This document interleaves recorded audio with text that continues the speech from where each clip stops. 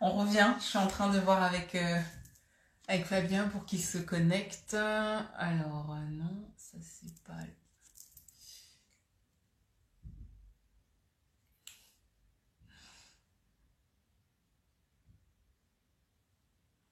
Bonsoir, bonsoir à toutes.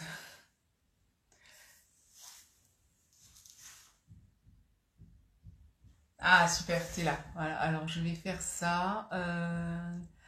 Voilà, je t'invite, Fabien. Du coup, tu auras. Donc là, c'est bon, ça a marché. Super, Hello, nickel. Cool.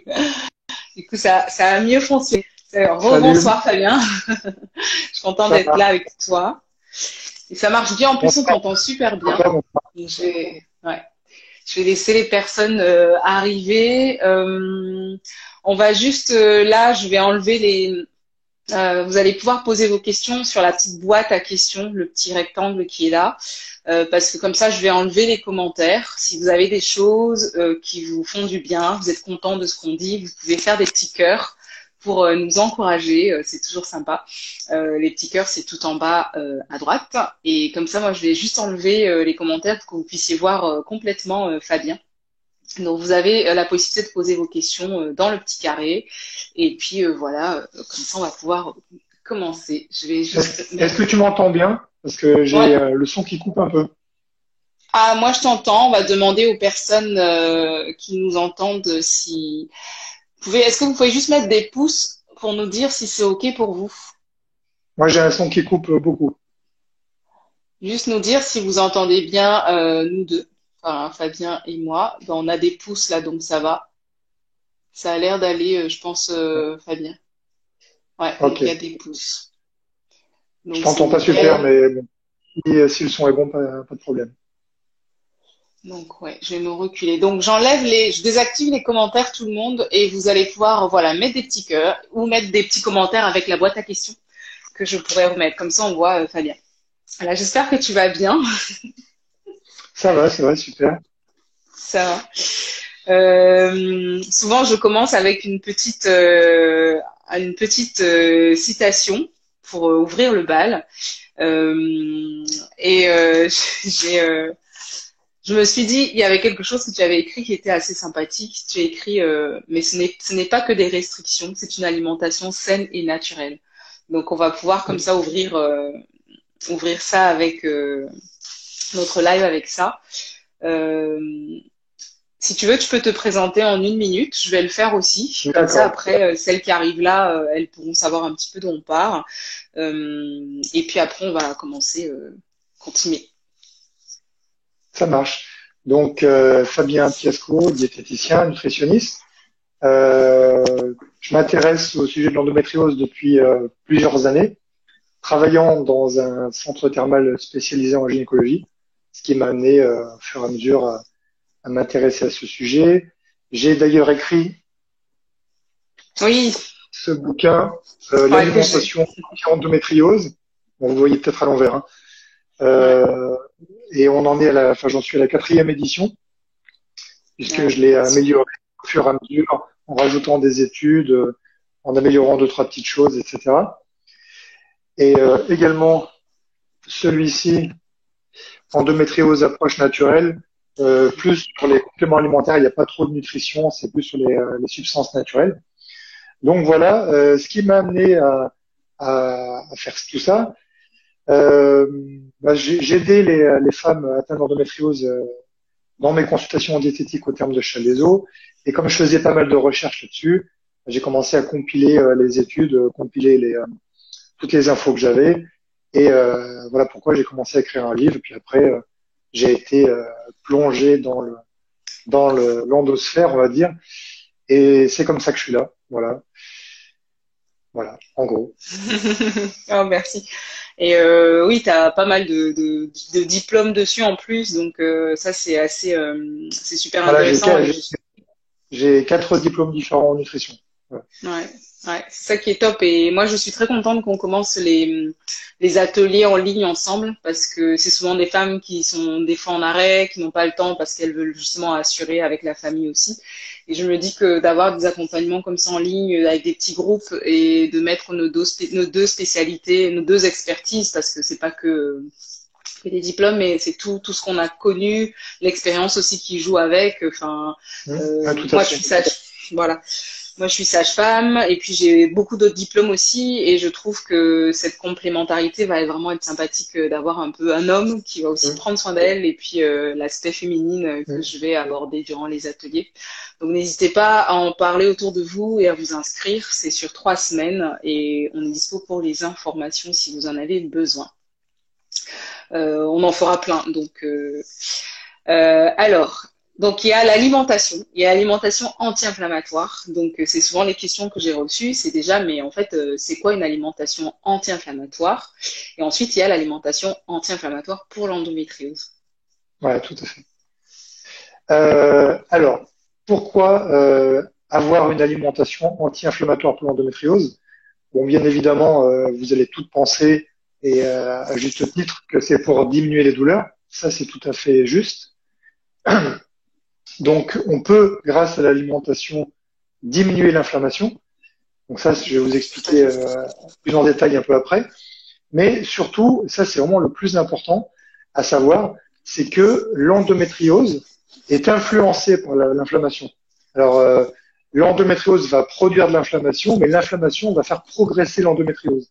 C'est-à-dire que plus vous avez de médiateurs inflammatoires dans l'organisme, des cytokines inflammatoires, des prostaglandines inflammatoires, plus vous allez apporter un engrais qui va faire pousser l'endométriose. Si on coupe l'engrais à l'endométriose, alors il y en a plusieurs, j'expliquerai, mais déjà si on coupe l'inflammation, si on réduit fortement l'inflammation, on va réduire la progression de l'endométriose. On peut, alors on a des témoignages dans ce sens-là, on peut la faire régresser. Et l'avantage de ça, c'est que on agit de façon naturelle sur un des paramètres de la physiopathologie de l'endométriose. Alors c'est pas tout à fait le seul, mais réduire l'inflammation, a priori, réduit l'endométriose. La littérature scientifique, elle est assez développée là-dessus, sur le lien entre inflammation et endométriose. Donc voilà pourquoi faire ça. De toute façon, c'est bon pour la prévention de toutes les maladies métaboliques, de toute manière. Mais par contre, pour l'endométriose, ça va pouvoir permettre de réduire les douleurs, améliorer la qualité de vie et surtout agir sur vraiment les mécanismes de l'endométriose pour les faire régresser. Voilà, ça, c'est l'intérêt particulier de cette alimentation. Oui, oui, et comme tu dis, c'est vraiment les maladies métaboliques en général. L'alimentation anti-inflammatoire va aider pour ça. De toute façon, c'est un avantage pour les maladies cardiovasculaires, pour le diabète, pour les maladies neurodégénératives, pour plein de choses. Hein. C'est malheureusement toutes les maladies occidentales ont des causes communes en fait. Hein. C'est lié au mode de vie, à l'alimentation, à la pollution aussi, enfin plein de choses, au stress également. On pourra peut-être en parler, mais le stress est aussi un facteur d'inflammation. Ça a été démontré. Donc, le stress, c'est quelque chose que moi j'utilise justement beaucoup avec les approches de yoga thérapie que je peux avoir et en médecine traditionnelle. Et parce que cette reconnexion au corps va justement permettre d'aller vers une alimentation qui nous convient avec les phases qu'on peut avoir de poussée. Et le repos va vraiment aussi beaucoup jouer puisque ça diminue effectivement beaucoup le stress. Et donc, quand on va aller vers une alimentation pour l'endométriose, donc là, on a fait le lien justement avec l'inflammation et comme tu disais, c'est vraiment un engrais. Donc, ça revient encore à dire que c'est polyfactoriel. On peut pas justement dire à une femme qui a l'endométriose que ce sera que son alimentation qui va l'aider, comme tu es en train de le dire. Il y a tout un tas de choses à côté qu'on va pouvoir aller travailler aussi à côté de ça, en fait.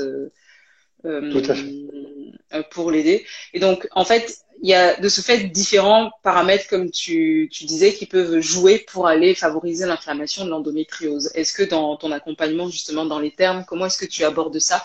Quels sont les différents paramètres qui vont venir D'accord. alors je t'ai pas bien entendu, mais je crois avoir compris la question. Alors, tu as différents paramètres sur lesquels on peut jouer avec l'alimentation. Donc, il y a l'inflammation, comme on a dit.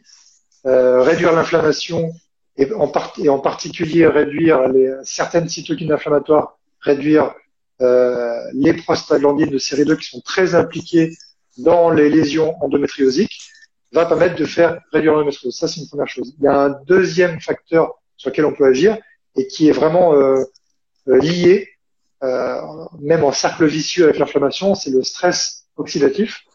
Ouais. Donc le stress oxydatif, pour celles qui ne connaissent pas, en expliquant ça en mots simples, dans le corps, vous avez comme de la rouille cellulaire. C'est un peu comme si vous mettez un morceau de métal dehors à la pluie. Avec l'oxygène et l'eau, il va rouiller. Et dans le corps, on a des processus d'oxydation qui se créent à chaque instant. Hein. Ouais. On a une quantité astronomique de radicaux libres qui sont générés à chaque instant.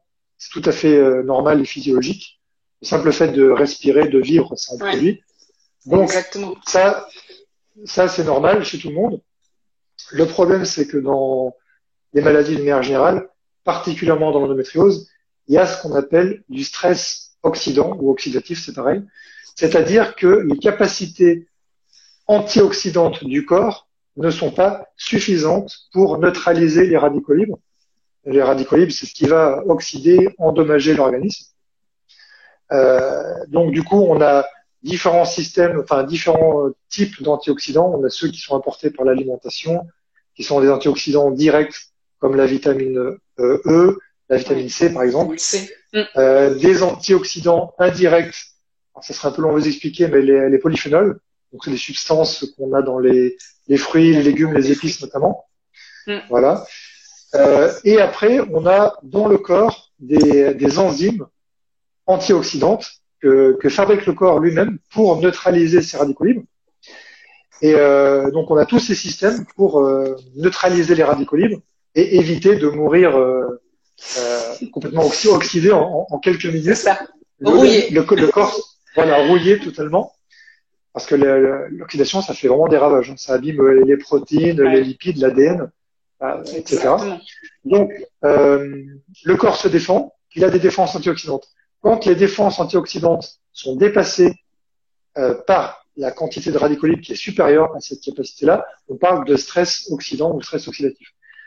Qu'on peut aussi avoir justement en faisant du sport de façon inadaptée, puisque c'est ça qu'on va retrouver. Si vous dites tiens, je vais au sport et qu'on en fait comme un fou, comme une folle à fond au départ, ça génère trop de stress oxydatif et le corps peut pas réagir. Quand on fait du sport, on a du stress oxydant, c'est obligatoire. C'est par ce principe-là qu'on développe l'adaptation au stress métabolique notamment qui est créé par le sport. Donc on fait du sport, ça agresse l'organisme. L'organisme comprend ça comme une agression. Il se dit je vais me défendre. Et c'est pour ça que le sport augmente les capacités antioxydantes, mais le sport en lui-même est oxydant. Et oxydant, voilà. Tout à fait. Et pourquoi le stress oxydatif et l'endométriose? C'est parce que dans l'endométriose, on a du stress oxydatif et le stress oxydatif participe à la progression endométriose. C'est le deuxième engrais. Il y a plusieurs engrais. Premier engrais, l'inflammation. Deuxième engrais, le stress oxydatif. Vous réduisez l'oxydation, vous réduisez la progression endométriose et vous progressez. Sachant que l'oxydation et l'inflammation, ça forme un cercle vicieux. L'un entraîne l'autre. Donc voilà. Ça, c'est le deuxième paramètre qui est relativement facile à corréler avec l'alimentation, avec des fruits, des légumes, des épices, plein de sources d'antioxydants, des sources assez importantes de vitamine E, de vitamine C, etc., etc. Et c'est ce qui est très important. Avant que tu ailles justement aux deux, je précise juste que dans ce que vient de dire Fabien, justement, c'est très important quand une personne a de l'endométriose et qu'elle veut repratiquer une activité physique. Il y a vraiment aussi à faire attention parce qu'on ne veut pas aller se mettre à faire du crossfit, des choses un peu fortes. Il y a une façon de pouvoir justement respirer derrière une activité physique quand on a l'endométriose qui ne sera pas la même. Et ça, c'est très important parce que ça va aussi favoriser l'engrais, comme il dit. Et je trouvais ça, voilà, c'était la petite parenthèse que je Ouais, mettais tout à fait. pour que tu puisses continuer parce que c'est très passionnant. Mais voilà, tu me donnerais des petits détails comme ça et qu'on pourra Oui, justement explorer pendant les sessions qu'on tout à fera fait. ensemble Et, pendant les ateliers. euh, le- l'inflammation et le stress oxydatif sont les principaux responsables enfin, il y en a d'autres, mais les principaux responsables de la fatigue. Quand vous êtes fatigué, complètement laminé, vous avez du stress oxydatif, de l'inflammation. Donc, si on a trop, là, encore plus vous fatiguez. Si vous faites du sport vraiment intense, vous n'allez pas pouvoir supporter tout ce stress oxydatif et ça va encore plus vous laminer. Donc, faut faire attention. Mm. Je peux continuer sur un autre facteur. Oui. Alors, un autre facteur qui peut modifier l'alimentation, c'est la modulation de vos propres hormones. Alors là, je parle vraiment de vos propres hormones, celles qui sont produites alors, par les ovaires notamment, pas que, mais vos propres hormones. Moduler, c'est-à-dire faire baisser, modifier la détox notamment des hormones. Alors, vous le savez probablement, mais l'endométriose est une maladie qui est œstrogénodépendante. Alors, même si votre bilan hormonal est correct, c'est-à-dire que si vous avez un taux de stradiol, ça dépend à quel moment du cycle on mesure, mais si vous avez un taux de stradiol qui est correct, donc dans les lésions endométriosiques, vous avez énormément d'œstrogènes. C'est pas du tout les lésions endométrioses ne se comportent pas comme d'autres tissus, ne se comportent pas comme une cellule endométriale de l'utérus. Elles sont anormales et elles font un peu n'importe quoi et dedans il y a beaucoup d'œstrogènes. Et donc on parle de maladies œstrogénodépendantes, hormonodépendantes, un peu comme le cancer du sein, bien que ça n'ait pas de rapport, enfin, ce ne sont pas les mêmes choses. Et donc on peut moduler vos propres hormones, c'est-à-dire en faisant baisser le taux. Et là, il y a plusieurs choses qui vont impacter. Dans les trucs les plus connus, euh, manger beaucoup de fibres parce que les fibres permettent d'éliminer plus facilement les œstrogènes dans les intestins, dans les selles, par la bile. Il n'y a pas de réabsorption. Il y a un système de réabsorption. C'est expliqué dans le bouquin. Si vous allez les réabsorber en même temps que les perturbateurs endocriniens d'ailleurs. Puis il y a d'autres trucs, l'alcool augmente le taux d'œstrogène circulant, la caféine aussi, il y a plein de choses. Ouais. Donc il y a différentes choses avec l'alimentation, c'est pas les seules choses. Hein. Il y a aussi des aliments, certains aliments qui vont activer certaines voies de détox hépatique et pouvoir fabriquer des œstrogènes qui sont moins violents, moins forts. Mm. Ça serait un peu long de vous expliquer, mais en gros, vous n'avez pas un œstrogène dans le corps. Hein. Déjà, il y a trois grands types. Et après, il y a des sous-catégories. Voilà, donc la détox hépatique est peut être modulée par certains aliments, peut influencer la production d'un certain type d'œstrogène. Donc voilà, ça c'est des choses qu'on peut faire pour moduler vos propres hormones. Ensuite, quatrième paramètre, on peut moins s'exposer aux perturbateurs endocriniens. Ouais. Ça, c'est capital. Bon, je ne vais pas tout vous détailler, mais éviter le plastique, plein de trucs. Ouais. Certains contenants métalliques, si vous mettez du film étirable, du plastique de partout, c'est une catastrophe. Il y a plein de perturbateurs endocriniens différents. Il y en a qui sont dans les aliments, même s'il n'y a pas de contact avec quoi que ce soit, puisque c'est dans la nature qu'ils sont présents, ils sont rémanents dans l'environnement. Donc là, c'est le type d'aliment que vous allez manger qui va faire une différence. Si vous mangez des aliments animaux, des aliments végétaux, des aliments gras, des aliments pas gras, l'imprégnation par les perturbateurs endocriniens, ce qu'on appelle les polluants en va pas être la même. Donc ça va être un point important. Vraiment faire la chasse aux perturbateurs endocriniens. Et c'est pas toujours ce qu'on croit. Les perturbateurs endocriniens sont, on en a parlé, j'en ai parlé X fois dans plein de conférences, dans plein de vidéos, etc. On parle du soja, mais même si le soja c'est un peu controversé, et il y a en endométriose, il n'y a pas de gros, il y a les grosses études ne montrent pas de problème vraiment. Il y a des perturbateurs endocriniens vraiment beaucoup plus méchants, parce que ça on pense pas totalement que ça en soit un. Donc pareil, c'est dans le bouquin si vous voulez. Mais en gros, il va falloir éviter de s'exposer aux perturbateurs endocriniens. Ça c'est hyper important. tout dernier paramètre, et parce que j'en ai beaucoup de femmes atteintes d'endométriose, c'est de pouvoir avec l'alimentation réduire les troubles digestifs. Ça, c'est souvent c'est le premier truc qui vous intéresse. Tu m'entends toujours bien? Je t'entends, c'est un peu fort. Je pense que tu peux baisser un tout petit peu le son, mais je t'entends là. Ah, ça s'est coupé. Ouais, ça sert. Est-ce que tu es en 4G? Il faut juste mettre ta 4G. Comme ça, c'est mieux de mettre la 4G que le Wi-Fi. Ok. Ah, ça me parle. Et écoute, je crois que je suis en 4G. J'en sais rien. Bah, si tu es en 4G, c'est bon. Souvent, c'est mieux que le Wi-Fi. J'ai un son un peu coupé, mais bon. Oui, je suis sur le Wi-Fi. Ouais. Donc les troubles digestifs, on peut les diminuer avec plein de choses. Voilà. Voilà pour présenter sans trop m'attarder parce que on va jamais finir. Non.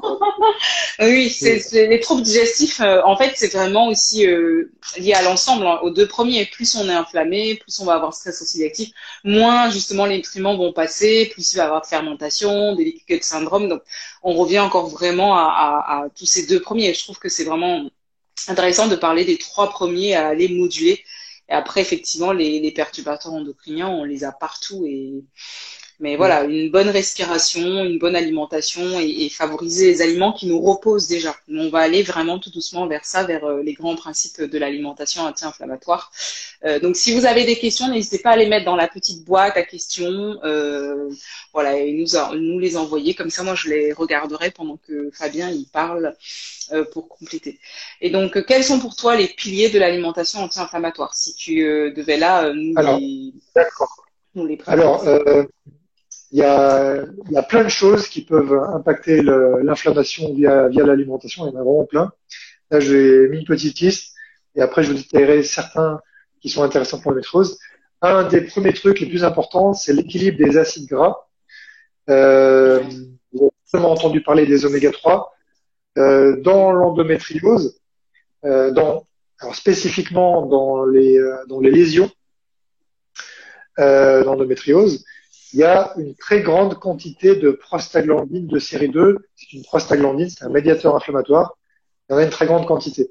Et cette prostaglandine, comme toutes les prostaglandines d'ailleurs, sont fabriquées à partir d'acides gras.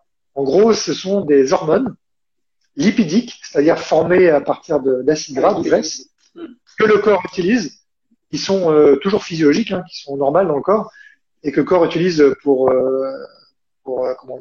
faire de l'inflammation quand il y a besoin, parce que l'inflammation est nécessaire. Ça sert pas à rien l'inflammation au corps. Malheureusement, quand il y a l'inflammation, ça cause des dommages.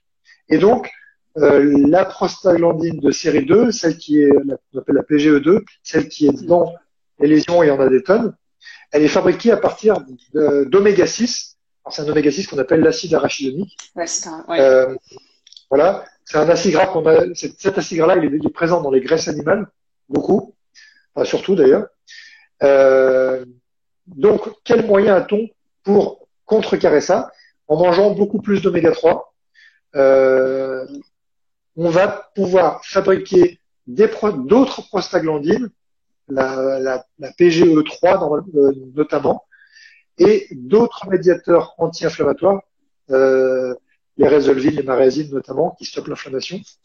Et par compétition, ça va réduire cette mauvaise prostaglandine qu'il y a dans les lésions d'endométriose. Donc en fait, si vous voulez, il y a ce qu'on appelle la balance, un équilibre entre oméga 6 et oméga 3, réduire les oméga 6 et augmenter les oméga 3, particulièrement sur les graisses animales, c'est-à-dire éviter les graisses animales, tout ce qui est viande grasse, charcuterie, etc. Il y en a aussi beaucoup dans le gras laitier, et augmenter les oméga 3 longue chaîne, les oméga 3 qu'il y a dans les poissons gras. Les petits poissons. Voilà. Et les œufs oméga 3, sachant que les œufs classiques, même bio, ils sont bourrés d'acide arachidonique, il faut savoir. Ouais. Donc, il faut reprendre les œufs oméga 3 et les trouver bio, c'est l'idéal, les œufs. Ça se trouve pas partout. En France. Alors, en France, on trouve ça dans les. C'est Super U, je pense. Super U, ouais. Super U, marque bio. bleu blanc cœur. Bleu blanc, ouais, c'est ça, c'est bleu blanc cœur. Et ensuite, on a aussi du côté végétal des oméga 3, des oméga 6 qui sont moins importants, mais il faut aussi équilibrer parce que par cascade, ils peuvent aussi aboutir à favoriser les oméga 6 ou favoriser les oméga 3, et donc ça peut empirer ou améliorer. Donc en gros, il y a un travail important à faire du côté des oméga, du côté des oméga 6 et 3, dans le sens où on modifie la balance oméga 6 oméga 3. Il y a ça, il y a l'équilibre redox, donc c'est l'équilibre oxydation-réduction, hein, c'est quand ça s'oxyde et que ça se désoxyde. Alors, on dit pas désoxyder, on dit réduire en science, mais bon, peu importe. Ça, c'est un deuxième pilier de l'alimentation anti-inflammatoire, c'est avoir suffisamment d'antioxydants, de polyphénols notamment. Alors des exemples, le curcuma, la cannelle, les fruits rouges notamment, ce genre de choses comme ça. Les baies. Voilà. Ensuite, il y a un autre truc où il y a quand même moins de littérature scientifique, mais il y a quand même des preuves, c'est l'équilibre acido-basique. Il y a quelques données sur l'acidose et l'endométriose, c'est un peu succinct, mais en gros, c'est probablement une bonne idée d'éviter l'acidose métabolique pour l'endométriose. Donc ça, c'est aussi un paramètre sur lequel on peut jouer avec l'alimentation. Ensuite, alors ça, très important, les intestins et intestins, c'est-à-dire tout l'écosystème intestinal, l'intestin, le microbiote, c'est-à-dire la flore, la barrière intestinale, tout ça avec le système immunitaire, très très très important. Je mets tout ça dans le même paquet puisque ça va tout interagir, complexe, mais si, alors déjà, au minimum 70% du système immunitaire est dans l'intestin, ça c'est très important à savoir. L'intestin, c'est le premier filtre du corps. Quand vous mangez quelque chose, c'est pas dans votre organisme, c'est dans votre tube digestif et c'est seulement quand ça franchit la barrière intestinale, ça rentre dans votre corps. Donc c'est un filtre. L'intestin ne doit pas laisser passer n'importe quoi, ça doit faire barrière et ça doit laisser passer que des nutriments. Et ça, c'est un truc très important. Alors là, il y a plein de choses à dire là-dessus. Pour l'intestin, si la barrière intestinale est endommagée, vous laissez passer des choses dans le sang qui vont engendrer des réactions inflammatoires. Ça peut être alors souvent c'est des débris bactériens. On appelle ça le lipopolysaccharide. C'est des débris de la membrane des Escherichia coli notamment. Pas que, mais exactement. C'est des petits bouts microscopiques de bactéries. C'est pas grand-chose. Vous n'êtes pas envahi de bactéries dans le corps, sinon vous mourrez d'une septicémie. C'est pas ça. Vous avez des petits débris de bactéries qui passent. Et ça, par une cascade, ça va induire une réaction inflammatoire. Vous pouvez avoir des morceaux de protéines alimentaires pas totalement digérés, qui vont faire réagir le système immunitaire. Le corps va pas les accepter, le corps va attaquer ça avec le système immunitaire. La flore intestinale déséquilibrée va être génératrice d'inflammation aussi. Ça va être de foyer inflammatoire. En fait, l'intestin peut être un foyer inflammatoire. C'est pour ça que on a un intérêt avec l'éviction du gluten, notamment des céréales à gluten, l'éviction des produits laitiers, particulièrement si on est sensible aux produits laitiers. Alors, le lactose, c'est une chose, mais là, c'est pas le lactose, c'est les protéines du lait, notamment la caséine. Sachant que j'explique dans le bouquin qu'il n'y a pas que la caséine qui pose problème dans les produits laitiers. Il y a plein de choses qui vont pas du tout dans les produits laitiers. Des perturbateurs endocriniens, des hormones, l'impact des produits laitiers sur les facteurs de croissance, plein de choses, etc. Et donc, l'intestin, si on arrive à améliorer le fonctionnement digestif, l'inflammation digestive, la barrière intestinale, ça diminue drastiquement l'inflammation. C'est vraiment le plus impressionnant, je dirais.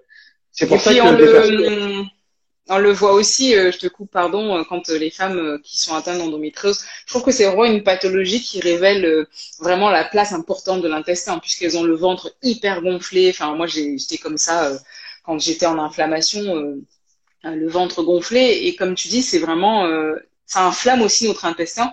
Et si on a déjà une autre pathologie derrière, moi par exemple j'avais un lupus, comme tu disais, il y a l'entretien de l'inflammation et on peut entretenir son inflammation avec autre chose. Donc quand on a déjà par exemple une autre maladie, qu'elle entraîne une poussée et ça va favoriser ce nid en fait au niveau de l'intestin qui va encore être très compliqué.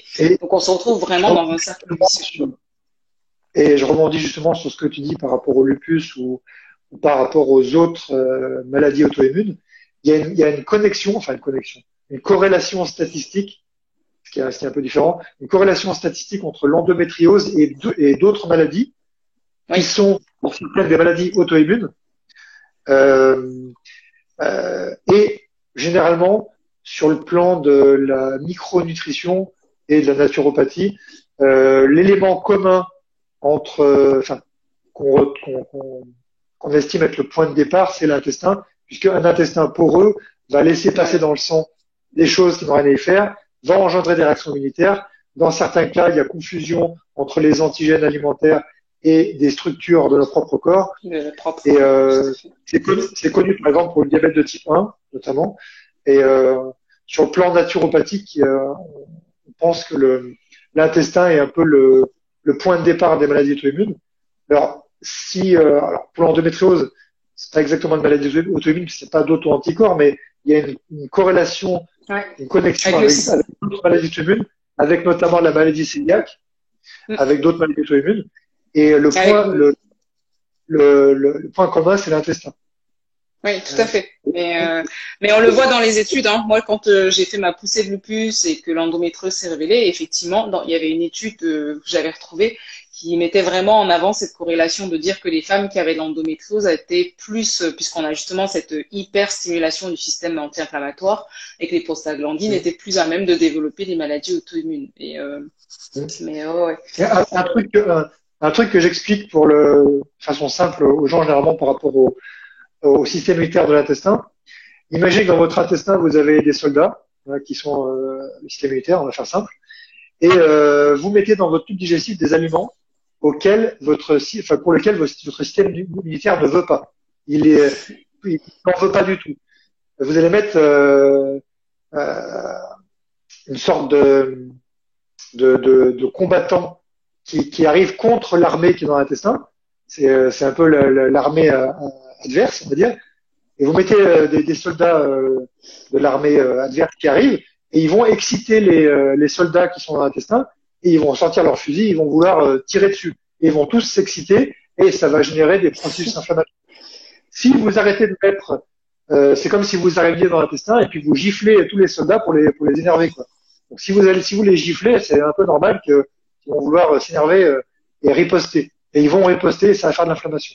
Si vous arrêtez de mettre dans votre tube digestif les plus gros antigènes qui sont souvent, alors c'est pas toujours le cas, mais très souvent les céréales à gluten, les produits laitiers, il y en a d'autres, mais les plus gros antigènes, souvent ça calme beaucoup les réactions immunitaires, ça permet de se débarrasser des dysbioses généralement, des équilibres de la flore, de faire tomber l'inflammation intestinale, d'avoir de nouveau les enzymes digestives, tout le système qui sont en place.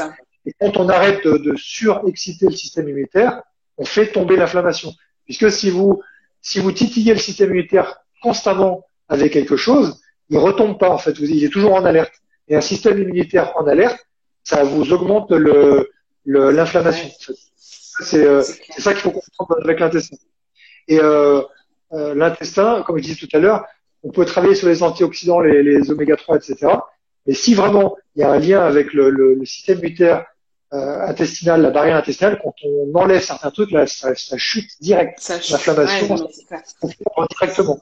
Et c'est pour ça que certaines ont des résultats aussi impressionnants avec les évictions alimentaires. Voilà. Dans le bouquin, j'explique qu'il y a des preuves sur l'arrêt du gluten, enfin des preuves entre guillemets, une étude sur le gluten par exemple. C'est pas un taux de preuve énorme, hein, c'est pas des recommandations. Donc, si vous parlez de ça à un gastro-entérologue, à je ne sais qui, on va vous dire non, il n'y a pas de preuve, il n'y a pas de preuve, il n'y a pas de preuve. Et puis, vous avez votre copine qui a l'endométriose qui mange comme ça et qui a plus de douleur. Donc, j'ai envie de dire, à un moment donné, pourquoi ne pas essayer voilà. Enfin, donc, dans le bouquin, j'explique qu'il y a quand même des choses à faire dans l'ordre, mais l'alimentation, certes, il y a certaines choses où on n'a pas un taux de preuve suffisant. Il y a plusieurs grades de niveau de preuve, hein, Oui. suivant le type d'études qu'on fait. Si c'est des essais cliniques contrôlés randomisés, si c'est des études moins fiables comme les cas témoins ou les cohortes, tout ça. Mais j'ai envie de dire, l'alimentation, ça fait généralement pas de mal. Donc pourquoi attendre 20 ans de souffrance pour te dire que ah oui, finalement, on a tant de méta-analyses, on a 100 essais cliniques, tant de trucs, une méta-analyse qui dit que voilà, ça fait 15 ans 20 ans que vous dérouillez, que vos lésions ont poussé, il faut vous faire enlever ça par opération, etc. Ça, on tous se prépare en fait, comme tu expliques. Je pense que et c'est vraiment une démarche en fait. Il y a des étapes comme tu expliquais, et puis il y a vraiment cette notion de démarche, et il y a aussi cette notion de sensation, parce qu'on peut très bien se forcer à faire quelque chose et ne pas être dans le ressenti. Et du coup, quelques temps après, on rechute et puis ça repart quand on va vivre un état de stress. Mais il n'y a pas assez de. Enfin, je pense que les études, ce qui était reproché quand moi j'avais monté mon projet de recherche, ce qu'on reprochait à ces études-là, c'est qu'on n'avait pas un espace-temps, on ne savait pas trop si les gens avaient changé autre chose dans leur vie, si la qualité de vie était. Mais c'est assez radical. De toute façon, quand une personne est fatiguée, qu'elle se repose et qu'elle enlève certains aliments, c'est radical. Et je trouve que on sent après si on a besoin. Enfin, les écarts après vont pouvoir être plus faciles à accepter que il y a un temps à des choses à mettre en place, mais c'est très progressif et les ressentir quoi. Et après, alors, je peux témoigner à titre personnel. Bon, bien évidemment, j'ai pas d'endométriose, mais moi, je mange comme ça depuis même pas mal d'années, c'est-à-dire sans gluten, sans produits laitiers, riche en oméga 3, riche en antioxydants, etc. Et ça, c'est mon cas perso, hein, ça fait pas du tout. Mais à l'époque, je prenais du kétoprophène, je prenais 2 kétoprophènes par jour. Je dérouillais plus que maintenant sans aucun anti-inflammatoire. Donc, j'ai vraiment senti, pour moi en tout cas, une grosse différence à l'arrêt des produits laitiers, parce que je suis très réactif aux produits laitiers. Ouais, pareil, ouais. Même brebis, même chèvre, brebis à mort d'ailleurs. Donc j'ai vraiment senti une différence. Le gluten, c'est un peu plus sournois, c'est-à-dire que si j'en mange, si je fais un écart, je vais être fatigué le lendemain. Ouais. Je vais sentir, je vais pas être bien. Mais si j'arrête, ça passe. Et puis voilà. Par contre, si je déconne et que je remets plusieurs jours de suite, là, je ressens la fatigue et après les douleurs qui reviennent. Donc, moi, souvent, on m'a dit en conférence, Fabien, c'est bien gentil, mais ton alimentation, pour celles qui ne connaissent pas du tout, je leur dis pas ci, pas ça, elles paniquent. Elles disent, ton alimentation, c'est déprimant, je vais déprimer. Et je leur dis, attention, vous allez peut-être pas déprimer. Vous aurez tellement moins de douleur, vous aurez une amélioration de la qualité de vie. Si vous n'êtes pas sous pilule qui bloque le cycle, si vous n'avez pas une pilule progestative continue, si vous prenez pas de pilule du tout, que vous avez vos règles, elles vont passer comme une lettre à la poste. Vous ne serez pas à vous rouler par terre. Vous aurez une libido parce que s'il y a des progestatifs en continu, ben, il y a plus de libido. La dépression aussi, les progestatifs, ça met en dépression. Et du coup, le fait de manger comme ça, redonne une qualité de vie qui empêche de déprimer. Alors certes, on fait pas du KFC, des pizzas, n'importe quoi. Parce que pour certaines personnes, si tu veux, le kiff de la vie, c'est pouvoir profiter de se faire plaisir avec tout et n'importe quoi, y compris la nourriture. Et la bouffe, c'est du tout. Mais à ce moment-là, ça génère de l'inflammation à mort. Et changer tout ça, ça va faire drastiquement baisser l'inflammation et ça va améliorer la qualité de vie. Et là, du coup, il n'y aura pas la déprime. Et finalement, même si l'alimentation au début peut paraître déprimante, on peut la modifier beaucoup, mais elle va pas devenir déprimante parce qu'on va chercher des nouveaux trucs, on va se mettre à manger des aliments qu'on mangeait pas avant. Oui, tout à fait. On va découvrir tout à fait. Voilà, on va découvrir des nouveaux légumes, des nouvelles tubercules, toutes sortes de choses. Voilà, il y a des gens qui ont jamais goûté des patates douces, ils vont pouvoir manger des patates douces, par exemple. C'est un exemple. On va manger des choses plus colorées, plus appétissantes. Riche en polyphénol. Ouais, riche en polyphénol. Alors, les patates douces, c'est très riche aussi en caroténoïdes. Ouais. On va manger des nouveaux aliments et les témoignages que j'ai, l'expérience, le retour que j'ai, c'est pas des filles qui disent j'ai envie de me pendre, hein, c'est des filles qui disent je kiffe ma nouvelle alimentation. J'ai envie de me fendre. Et non, mais c'est ce Non, qu'on mais, dit mais je te crois, quoi, c'est sûr. quand je C'est quelque balance, chose. quand je balance un peu directement comme ça, pour celles qui n'ont jamais entendu tous ces trucs-là, ça fait paniquer, quoi. Mais n'ayez pas Non, peur. non, c'est sûr. C'est progressif. C'est très important de bien dire que c'est progressif et que surtout quand on est bien équilibré, en fait, faire son écart, ça devient le vrai plaisir et on sent quand il faut le faire. Et tu parlais justement on a parlé de la chronobiologie et je trouve qu'il y a aussi la chronobiologie alimentaire de l'écart. Je fais mon écart. Je sais que voilà, je m'empiffre, je sais pas de tartiflette, mais à côté, j'ai mis des garde-fous. Je vais avoir du repos, laisser mon corps vraiment ne pas l'exciter, aller chercher des choses qui vont faire que il va digérer rapidement ces aliments et on va pas aller mettre 10 000 écarts à côté les uns des autres. Et puis on le sentira, on n'aura plus envie de ça. Donc c'est ça aussi c'est ça qui est génial, je trouve, quand on met des choses comme ça en place, c'est que finalement ça s'ancre bien, quoi, en fait. Et je rebondis sur ce que tu dis parce que j'ai pas fini mon petit paragraphe. Oui, dis-moi. La chronobiologie, c'est un des éléments qu'on peut utiliser pour l'alimentation anti-inflammatoire. Alors c'est peut-être pas le truc le plus important, Non. mais il y a des éléments, on connaît certains éléments, particulièrement sur la répartition des calories. Plus on met calories le soir, plus le repas du soir est lourd, plus ça fait augmenter les marqueurs sanguins de l'inflammation. Ça a été démontré dans le cancer du sein notamment.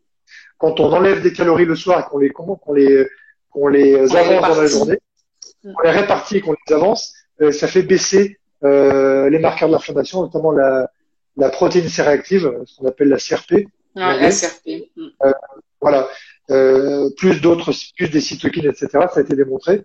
La répartition des acides gras, si on met plus d'acides gras, si on enlève les acides gras saturés le soir et qu'on les met le matin, ça a un impact. Enfin, il y a différentes choses qu'on peut faire comme ça. Donc il y a ça, il y a un autre truc. Après, je vais pas tout dire, mais un autre élément important dont on parle souvent dans les différents groupes sur Facebook et autres, c'est le sucre. Le sucre est plus largement, pardon, l'hyperglycémie et le sucre, qui sont deux choses qui vont ensemble et puis deux choses pas tout à fait pareilles, ça dépend de quoi on parle. Il y a le sucre d'une manière générale, le sucre, le saccharose. Le saccharose, c'est qui est issu généralement de la canne à sucre et puis de la betterave parfois, mais c'est pas ça qui est important, c'est le sucre qui est rajouté dans les aliments. Voilà. Ouais. Le sucre qui est rajouté dans les aliments, c'est le glucose. Le saccharose, c'est une molécule de glucose, une molécule de fructose, et ça, quand on mange des gâteaux, des biscuits, des sodas, des boissons sucrées, qu'on met du sucre, on rajoute du sucre, on met de la confiture, qu'on met du sucre, des machins, on fabrique soi-même, important, des gâteaux, qu'on mange du sucre, on avale, on ingère des quantités massives de fructose. Et pro-inflammatoire. Alors attention, parce que comme les fruits ont une bonne réputation, on pense que le fructose est bon. En fait, le fructose est mauvais. Si les fruits sont bons, c'est pas grâce au fructose, c'est grâce aux fibres et aux polyphénols. Donc, quand on mange des fruits, ça réduit les risques de diabète, certes, mais c'est pas le fructose. C'est les polyphénols et les fibres qui font l'effet anti-diabète. Sont dedans. Donc, quand on mange un fruit dans sa globalité, qu'on croque le fruit ou qu'on coupe, enfin, peu importe, on prépare un peu, on mange tout ce qu'il y a dans le fruit et on a le totum, on a la matrice alimentaire. On a la matrice, et c'est ça, c'est important, ça. La matrice alimentaire est super importante. Ouais. On a le fructose, certes, mais on n'en a pas des tonnes et on a tout le reste. Tout le reste, ouais. Alors, l'humain est un peu idiot, il va prendre des aliments, il va les transformer, il va extraire, purifier. C'est ce qu'on fait avec le sucre blanc. Le sucre, la betterave. Le saccharose. Et on va le réintégrer dans des aliments. Et ça, c'est une catastrophe. C'est antiphysiologique de faire ça. Parce que ça fait consommer des grandes quantités de fructose. Et ça va, selon une cascade pro-inflammatoire particulière liée au fructose, ça c'est vraiment lié au fructose, ça va induire de l'inflammation. Donc, c'est-à-dire que si vous mangez des fruits, genre 2-3 portions par jour, ça, c'est de l'alimentation santé, c'est de l'alimentation anti-inflammatoire. Par contre, si vous mangez des tonnes de biscuits, de gâteaux, vous buvez des sodas, vous buvez des boissons, ça, c'est hautement pro-inflammatoire. Même si c'est le même sucre. C'est-à-dire qu'il faut bien comprendre que c'est pas que le sucre, c'est vraiment, la matrice alimentaire est importante. Ça, c'est le fructose. Ensuite, il y a un deuxième truc avec la glycémie, l'hyperglycémie. C'est-à-dire que quand votre sucre sanguin fait vraiment des bons, vous mangez, par exemple, je sais pas, du pain de mie, des biscottes, des tartines, un gâteau, une grosse assiette de riz blanc, par exemple, vous allez faire une hyperglycémie. Cette hyperglycémie, c'est-à-dire une hausse importante du sucre sanguin, va induire du stress oxydatif qui va induire une réponse inflammatoire. Ça, c'est archi connu dans les maladies métaboliques. Oui, tout à fait, l'hyperinsulinie. Ce processus-là, il est connu dans les maladies cardiovasculaires, dans le diabète, dans les maladies neurodégénératives. L'hyperglycémie est extrêmement délétère. Voilà. Et en fait, ça c'est important aussi de le dire. Alors, souvent dans les recettes de anti-inflammatoires entre guillemets, où on choisit des bons ingrédients, c'est-à-dire des farines sans gluten, du sucre de canne complet, non raffiné. Si on en mange beaucoup, c'est quand même un aliment transformé à la maison, mais c'est un aliment transformé. Il faut garder en fait la matrice alimentaire. Il faut manger. En fait, souvent, pour l'alimentation santé, il faut manger assez simple. C'est pas comment dire. Si on fait trop de gâteaux, trop de pâtisseries, même si on enlève le gluten, etc., ça va être trop. C'est transformé. Ça, c'est important de savoir, puisque c'est certaines qui n'ont pas vraiment d'effet anti-inflammatoire avec leur alimentation. Ça peut être des fois des erreurs comme ça, des erreurs de ce genre-là, puisque si on mange des choses qui sont très hyperglycémiantes, ça va induire du stress oxydatif. Et après, il y a un processus qu'on appelle la glycation. C'est une sorte de caramélisation. Quand on caramélise son organisme, alors, je dis caraméliser, c'est à peu près ça. Hein, scientifiquement parlant, c'est différent, mais c'est une sorte de caramélisation. Vous allez avoir des sucres qui vont s'accrocher à des structures dans le corps. On appelle ça le stress carbonyle ou la glycation. Ça crée aussi des réponses oxydatives et inflammatoires. Voilà.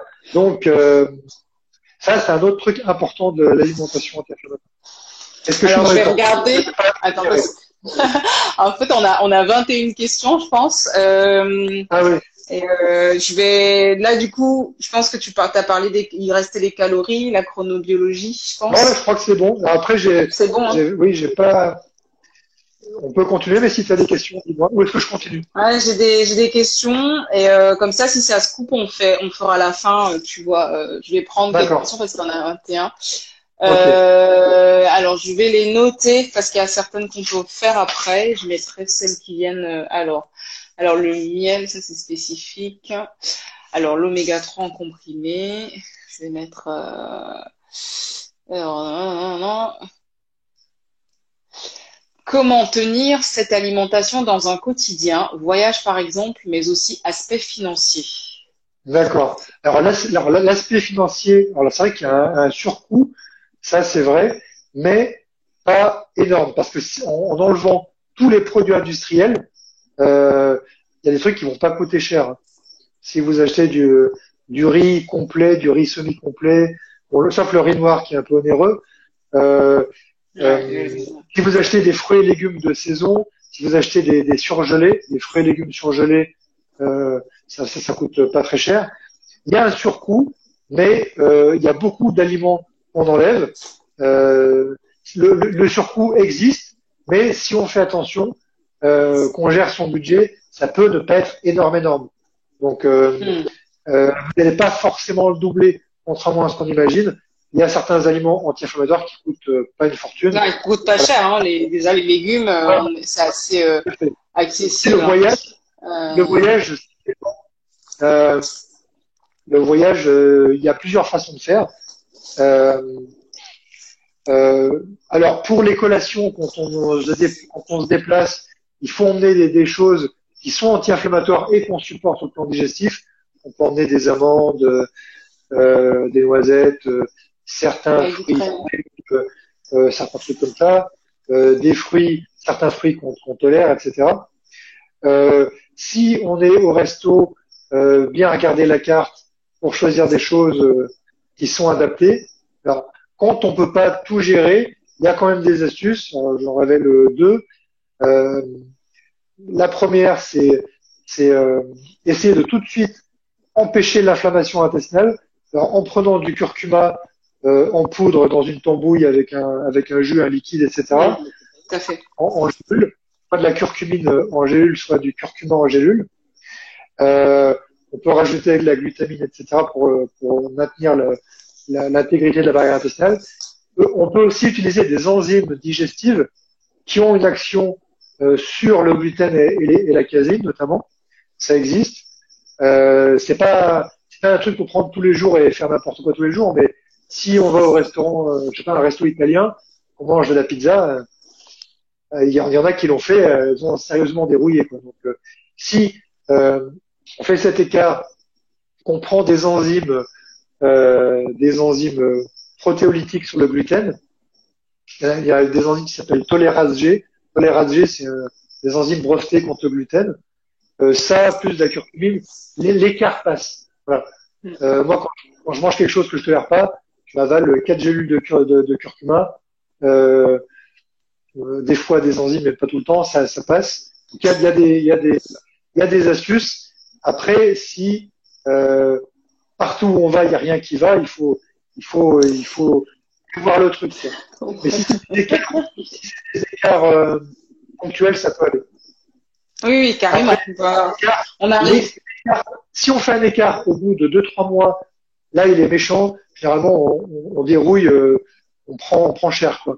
Par contre, si ça fait déjà plusieurs années qu'on mange comme ça, après, les anticorps IgG baissent et la réaction est moins forte. Oui. Sachant que dans le premier temps, la tolérance alimentaire, il va un peu baisser les premiers mois d'éviction. Et là, on va dérouiller fort quand on va remettre. Par contre, je perds mon oreillette. Quand ça fait longtemps qu'on est habitué à manger comme ça, ça passe mieux. Moi, ça fait des années que je fais comme ça. Quand je fais des écarts. Ah, moi, c'est pareil. Moi, j'arrive bien et puis surtout le repos. Enfin, c'est vraiment quelque chose qu'on oublie. Le parasympathique qui va nous aider justement à avoir une digestion efficace. Ça passe aussi par le repos. Ouais, et je pense que tu pratiques ou que tu conseilles aussi la cohérence cardiaque. Oui, Peut-être que tu fais tout à aussi. fait. Voilà. Ouais, je fais La ça cohérence aussi cardiaque. beaucoup. Moi, quand je fais des écarts, c'est la respiration, c'est la boisson, et souvent je fais une petite phase de jeûne intermittent. J'ai vu une question là-dessus, et ça m'aide. Mais c'est clair, enfin, avec quelques postures de yoga justement ciblées, et ça marche très bien aussi en fait. Hein. C'est complémentaire vraiment de ce que tu donnes là. Et pour expliquer, la cohérence cardiaque, ça va augmenter votre système parasympathique, et c'est le système parasympathique qui fait digérer. Si vous êtes en train de courir, vous mangez, vous allez faire un footing, vous allez vous défoncer les intestins, puisque vous êtes sur l'orthosympathique quand vous courez, et vous avez plus de sang dans le tube digestif. Non. Donc, pour digérer, et dans le petit bassin. il faut que le sang arrive aux intestins, et que s'il y a des échanges, avec les vaisseaux sanguins, le foie, etc. Et il faut qu'il y ait le système parasympathique qui vous aide à digérer. Ouais. En fait, de la cohérence cardiaque, c'est une respiration particulière, vous activez la digestion. Ça, c'est important tout à fait. rappeler. Donc il y avait une question, les ateliers commencent donc c'est le 13 et le 3 novembre. Donc c'est 2 ateliers de 2 heures en ligne avec vous. Et ensuite il y a un suivi. Donc pendant 3 semaines, on suit un groupe de femmes avec Fabien. On répond à vos questions, on cible justement par rapport à votre endométriose. Donc il y a le groupe là de octobre, il y a le groupe aussi de novembre. Et donc voilà, je réponds à ça et puis on pourra justement parler de tout ce qui est respiration, sport et tout ça, et d'alimentation avec vous. Donc je vais regarder les autres questions.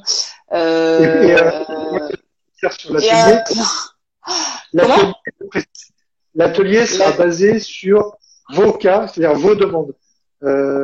Vous serez amené, si vous participez, à remplir des questionnaires, à dire quelles sont vos attentes, quels sont vos besoins, quels sont vos problèmes de santé. voilà, et c'est en fonction de ça qu'on essaiera de faire des choses pour vous, quoi. Il n'y a pas encore de, de programme, c'est vous qui allez faire le programme. Enfin, Ouais, le exactement. aspect en complémentaire, quoi prendre, est-ce bon pour toutes? Ah oui, alors bonne question. Alors, NAC, c'est N-acetylcystéine. Alors, pour celles qui connaissent pas, vous connaissez finalement peut-être, vous avez peut-être pris pour la toux grasse de l'exomuc, du mucomyste, de mucolateur et compagnie. C'est un fluidifiant bronchique, un mucolytique. Et la N-acetylcystine, ça s'utilise en complément alimentaire, pas que pour ça. La N-acetylcystine, ça va permettre d'activer des voies de détox au niveau du foie, notamment de la détox des métaux lourds. Ça va permettre d'augmenter la fabrication du glutathion.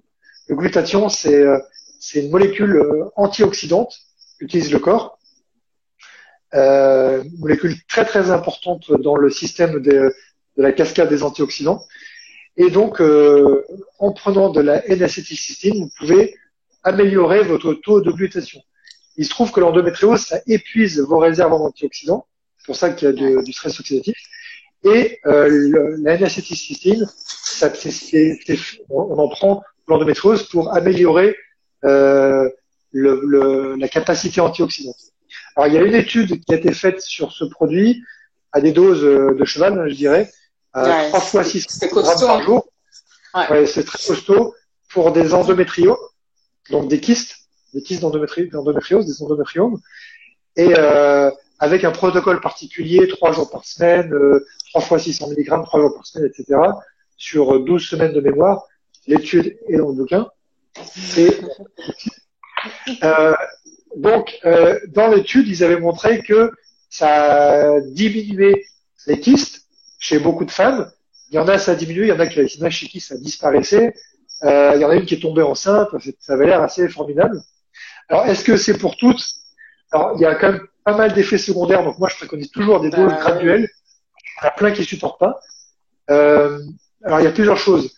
On peut ne pas tolérer les composés soufrés, puisque c'est à base de soufre, hein, et du coup, ça rend malade, on n'est pas bien, genre nausée, barbouillé.